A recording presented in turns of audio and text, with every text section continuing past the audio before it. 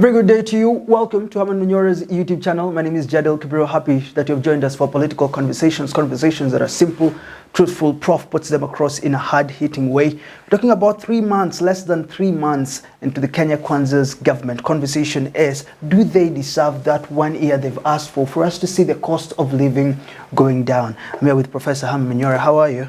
Fine, thank you. You've been called a lukewarm professor. Yes. Because you're not as hard-hitting as you were before. Is that what we're saying? What do I hard-hitting? Well, I don't you used just to say revolution is I don't coming. just hit things for hitting.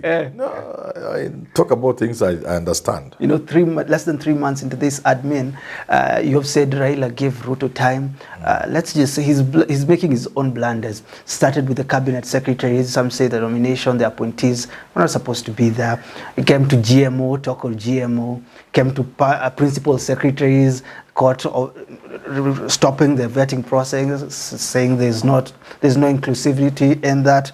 Does he deserve that 1 year if there are all these blunders happening within a span of less than 3 months? You know, there are many ways of looking at this issue. One way is to say, is government making blunders? The answer is certainly yes. Government doesn't seem to have been ready to govern. But you can understand, these are new people in government. It is overwhelmed by what it means to run government. Because government is big, it requires big thinking. There's another way of saying now, with that in mind, that the government is making blunder after blunder, do we stop government immediately, and how would we stop it? Or do we give them the 1 year they are looking for?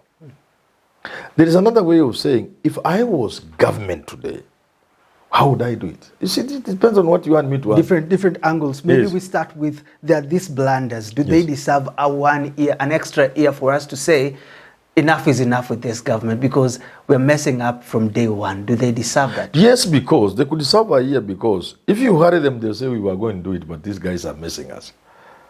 That's number one. Number two, if you are the opposition and you want them to leave office, so you give them enough rope to hang themselves. So a year is a long rope. So the fire charges, then you just take over government. This government will have a problem getting to 2027. Many Kenyans are not understanding when I say it, and I mean it. And it has nothing to do with me liking this or not liking the other person. It is just the truth. Because if you look at many systems that have collapsed in the world, there is something called contradiction. When you observe patterns of contradiction, the end result is catastrophe. There are many reasons why the Soviet Union collapsed, socialist world. But the most serious one, the inherent contradictions in the system, are what collapsed the Soviet system. Is there contradiction in the government? Is there contradiction in the government now, or is it pre-election and post-election? Yeah, those contradictions, trying to resolve this and the other. You say this, tomorrow you are saying this. You do this, you're confusing. The world works with patterns. Talk to an engineer, will tell you. If you disturb patterns, engineers will tell you you're headed for collapse. Do you think there's a government that could have done better? Say Raila won. Yes. Within the less than 3 months, you've inherited this government. That's water under the bridge, because Raila has not won. And that's why he's not the president. I just want to know, could it have been done better by Ruto? Because you look at the country as it is, he has gone ahead. That's the question I was saying. You can look at it in terms of if Manyora was the president, or if Raila had won, could there be a better way of doing it? Yes. And can Ruto listen and change when it is still early, before it is too late? Could there be? In terms of whether he can listen, I doubt. Because it's my considered opinion, the president is acting from an invisible hand. There are people pushing agenda in this country from behind. The speed at which, for example, GMO is being brought, you can see that cannot be in the interest of the country. And that cannot come from State House. I stand to be corrected. I wish I'm wrong. The subsidy issues. And you can see IMF Nyuma in a remote control. Yeah. You can see Americans with this GMO thing, Bill Gates and the rest. So he cannot easily change.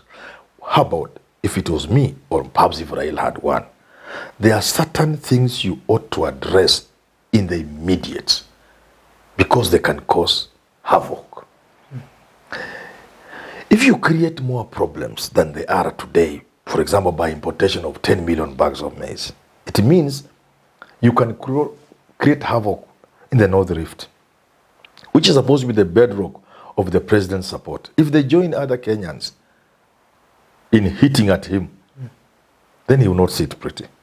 And that's what's going to happen if it is true 10 million bags of maize are coming. Forget about whether they are Don't you think he's left the politics aside, saying, look, let's try to rebuild Kenya? No, that's what I'm saying, the things you can do in the immediate. One of them is not to make life harder. If you bring maize, you'll make life impossible for the people in the North Rift, the farming community in this country. Because they will not, this maize, they will sell it at a price below what they used to produce per bag. Yeah. So what would you do? And that's what Raila was offering. Raila was saying his government would have seen how to cut certain expenditure in order to get enough money to cushion Kenyans immediately as you work on long-term solutions. So people cannot wait for the Ruto approach to improving agriculture so that we improve production, so that prices are stabilized, so that the consumer is happy. People cannot wait that long. Raila was saying, I will look for ways of cutting expenditure in certain areas, then I take that money, I use it to cushion Kenyans on the price of fuel, the way Uhuru was doing, which I didn't like myself, and on the on unga, maize flour. So there are certain things you'll do. They may not please IMF. That's the problem. Yeah. So you need to look at IMF in the eyes and tell them, look here, this is about Kenyans, not about you. We will work with you. But for now, allow me to save Kenyans from this suffering. You'll be very unpopular with the World Bank and IMF. Very unpopular. But that's what you'll need to do to avoid what could easily befall Ruto. Because if the prices skyrocket, or the prices can as well fall of unga, but at the cost of the farmer, and to be a vicious circle, because then that farmer is not able to produce for the following crop, produce the following crop. So unless now you keep pumping the GMOs in the country, finally you will have killed the farmers. It will not take long for those people to withdraw their support for you and join other Kenyans in trying to remove you from power. Ruto was saying the same thing until now when we saw him taking those loans are the contradictions from South Korea, 120 billion. I think he's set to receive 52 from IMF and an extra 57 from IMF he said, again. He said, those are the contradictions. But this contradiction, do you think it came to a point where he got into government and thought, we can't really manage this country, we can't self-sustain ourselves without debt? It's not true. Ruto says something which I agree with, which I've been saying even on these shows and even on TV, that this country can raise up to 6 trillion in taxes. Have you seen he has said? Yes. Which I've always been saying. So it means we can pay off our debt in 2, 3, 4, 5 years. But it will not be popular with the West. They want impoverished, debt-ridden countries for their own economies to thrive. So you'll be very unpopular. They can even remove you from power. Yes. They didn't want somebody like Magufuli.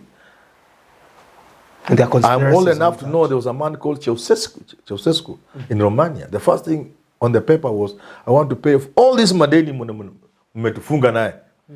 He died. He was unpopular with the West until the time he was overthrown and things happened to him. You can't say on TV, on this media. So what I'm saying is, there is a lot you can do.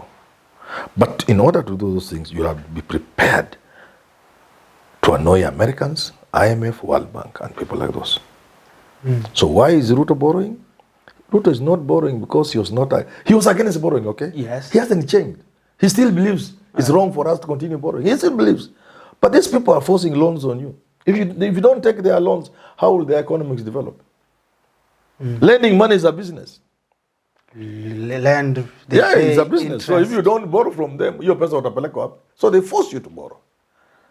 And if you don't borrow and undertake a project, a road which you don't even need, we don't even need to expand the road from Mombasa to Nairobi. Okay? Yeah. So far we are okay because we are poor people. But they want you to borrow to construct that road. First of all, they would have lent you money. That's business. Secondly, their experts will come here. They will get jobs. Their machinery will come on the project. You see, if they don't do those things, then your machine yao itapeleka up. Hizo malori za kujenga barabara na earth movers. They need to give you so that they create jobs there. Can you be a president then in Kenya without you being a puppet of this? It's not easy. It's not easy. It's not easy. That's why they were not willing to take the risk with Raila and Mother Karua. Because they look at Raila as an old man. This guy can take the risk. Raila is a... The other lady, this one is like a mad woman. Now you have these people, Raila, because of his age, he may not care. And the other lady is almost like a mad woman. These two look at America and tell them, go to hell. Tell IMF, when then you can close your bags, leave this country. They said, no, this is risky. It's my thinking. I could be wrong. Gachagua says also you are wrong on that one. Ruto is not a puppet. But tell me, what should Ruto do in the near future? I've not said Ruto is a puppet. Did I say that? I just say you find yourself in situations where to look at the West in the eyes is not easy. And I said why Raila would have done it. Anyway, he's an old man. There's nothing to lose. What can you scare him with? He's an old man. There's nothing to lose. At what point? Mother is another woman who doesn't care. Don't say how this combination of people who will look at America in the eyes, look at IMF and tell them go to hell. This is Kenya. It's not your country. We don't need your money. At what point then would you advise Raila, before the year ends for Ruto, and tell Raila now it's time for you to take charge, restructure, and take over government? What Raila should do is take time to do a lot of big thinking, to engage in big thinking. Look at this country. Look at the trajectory. Look at where the country is headed. You know you can predict where the country is headed. Where it's headed and where it will end. And then come up with a strategy of either correcting, ensuring the government, the country doesn't go into a ditch by correcting government, most likely constructively, by offering alternative approaches and views and programs, or strategize. Because you can see step by step, and you can say by 2023 July, this is where the Ruto government will be. And that will be the time for us to take over this government. And this is how we shall take over the government. This is how we shall send Kenyans into an election, an early election, and then we take over. That's the conversation I'm trying to bring on the table. What about the conversation now, finally, as we wrap up? President Uhuru Kenyatta, very big on unification of the country, and was having a conversation with a lady she was running for, I think, member of parliament for a certain place, and she's saying she's feeling the cold up to now. She's feeling the lack of inclusiveness. Will we get to a point where, within Ruto's government, do you think perhaps we can have a constitutional change where the loser doesn't necessarily have to feel this cold? Because this is something that maybe might harm Ruto before the 1 year ends and the cost of living remains as it is. Those are the small things I'm saying. You can show vengeance in one way, which is directly, by hitting at people who are perceived enemies who stood in your way. Like the opaque four. You call them the opaque four. Yeah, people call them the opaque four. And going for other names and personality. That's one way. But it's also the way of denying. There is also the way of denying deserving Kenyans positions in order to fill the House with 13 nominees for principal secretary from the Kalenjin land and 13 from Mount Kenya, with 1 from the Luo or 2, and 1 or 2 or nothing from the Luya. That's one way of telling the country, I'm showing you that I'm in power. And Gachagua said it. It's my friend, of course. Didn't he say it when he was in Ukambani? Yes. You people that mepewa this 1 minute, you don't deserve it. Hamukutupa kura.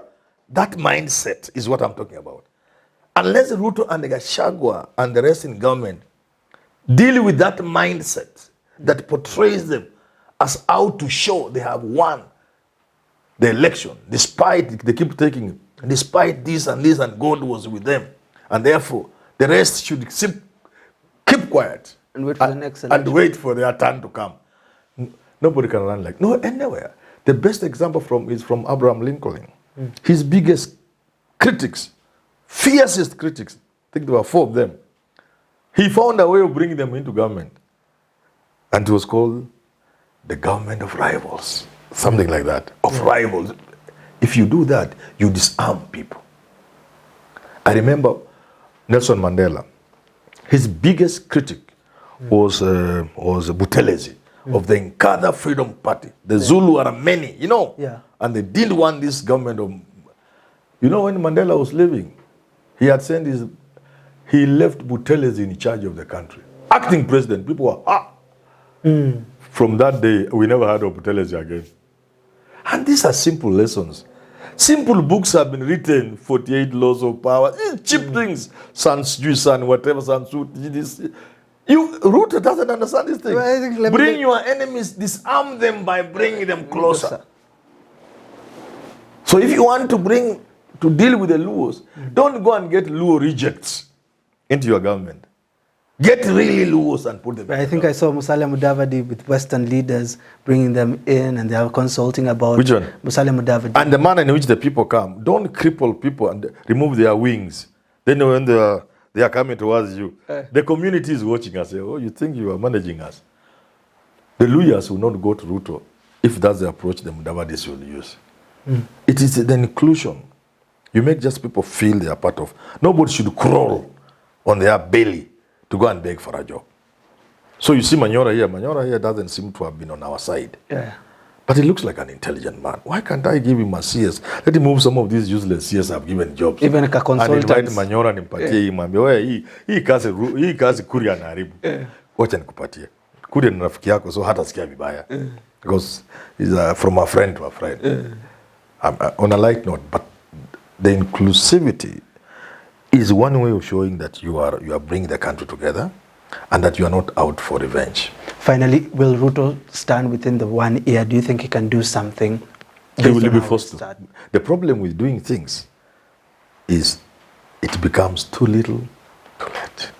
If he waits until Raila moves, it will be too late. But it is still early enough for him to put a stop to anything that portrays him as out for revenge.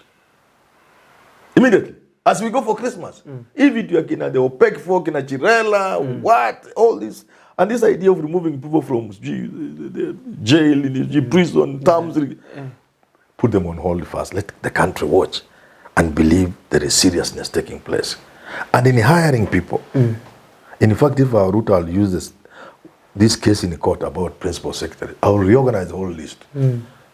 I will now have only 5 Kikuyus, 5 Gema people, and 5 Kalenjin.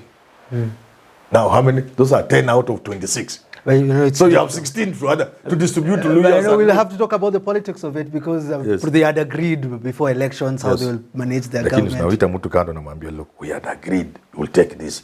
But look, we may not be there to enjoy this government. Huyu mzee atatuangusha chini. Sasa serikali gani tutagawana? So, let us sacrifice some of the positions. Wacha tutupia watu. So hata watu wakijaribu kuongeza, sasa Wajaluo, 4 Luos, and they were never part of this side. That's good enough for them. I guess with that, we'll have to wait and see how the year will be. Until we do talk again, have yourself a lovely rest of your day. Thank you.